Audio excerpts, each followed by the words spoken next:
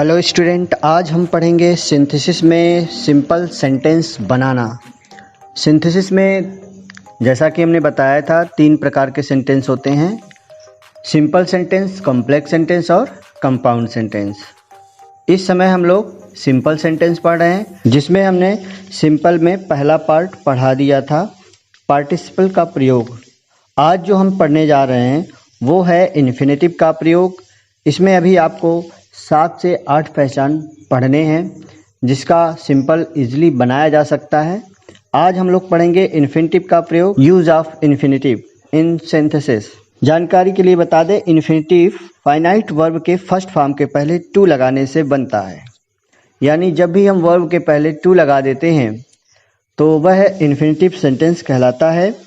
हिंदी में अर्थ करने पर ना, नी, ने आता है। बिल्कुल यह जिरंड की तरह कार्य करता है। कॉम्बिनेशन करते समय जिन सिंपल सेंटेंस से काम के फल का बोध हो, उस सेंटेंस के मुख्य क्रिया के पहले हम टू लगा देते हैं।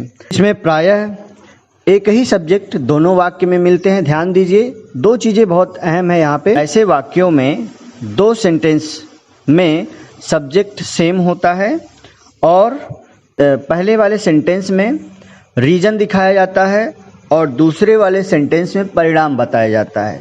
ऐसी सिचुएशन में हम पहले वाले सेंटेंस को लिखने के बाद दूसरे वाले परिणाम वाले सेंटेंस में वर्ब के पहले टू लगा देते हैं, जिससे वह इन्फिनेटिव बन जाता है।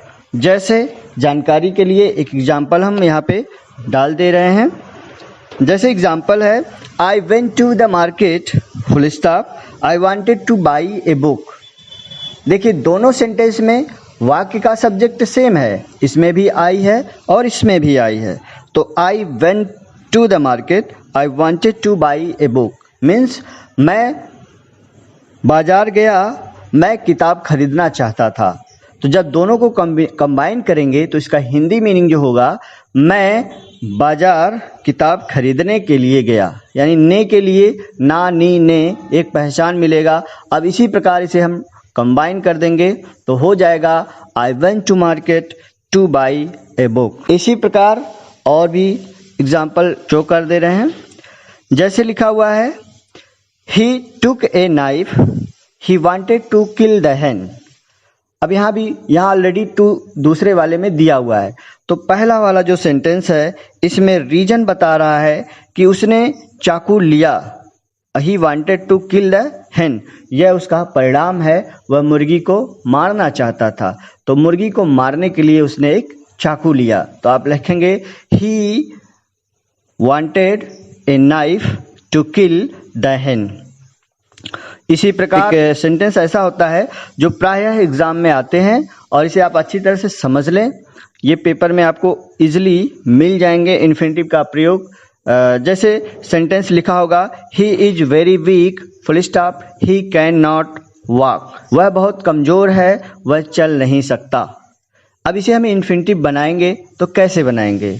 तो जानकारी के लिए बता दें, इज एम के बाद अगर वीक या कोई भी एडजेक्टिव या नाउन का प्रयोग किया गया है और दूसरे वाले में यदि पहले वाले सेंटेंस में इज एम है तो दूसरे वाले सेंटेंस में निश्चित रूप से कैन या मे का प्रयोग होगा।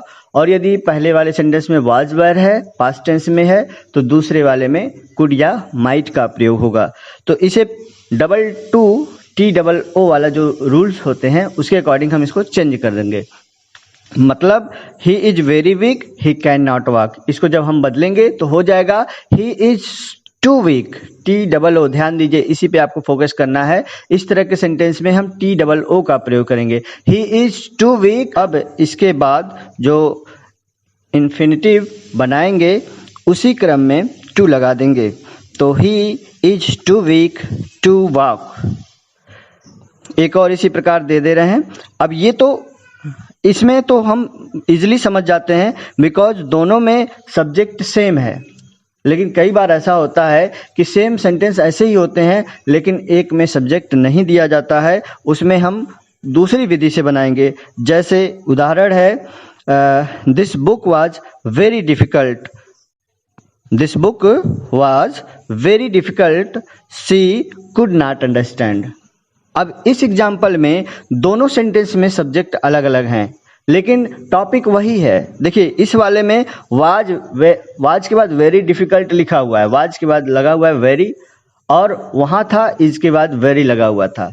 और दूसरे वाले में देखें, दूसरे वाले सेंटेंस में कुड लगा हुआ है, यानी यहाँ वाज है तो वहाँ कुड लगेगा। लेकिन कंडीशन ये है कि जब भी सेंटेंस अलग अलग होंगे तो हम अलग अलग सब्जेक्ट होंगे तो हम उसको फॉर प्लस ऑब्जेक्टिव केस में बदल देंगे। जैसे the book was very difficult she could not understand. अब इसको हम जब भी चेंज करेंगे तो हो जाएगा the book was too difficult for her to understand.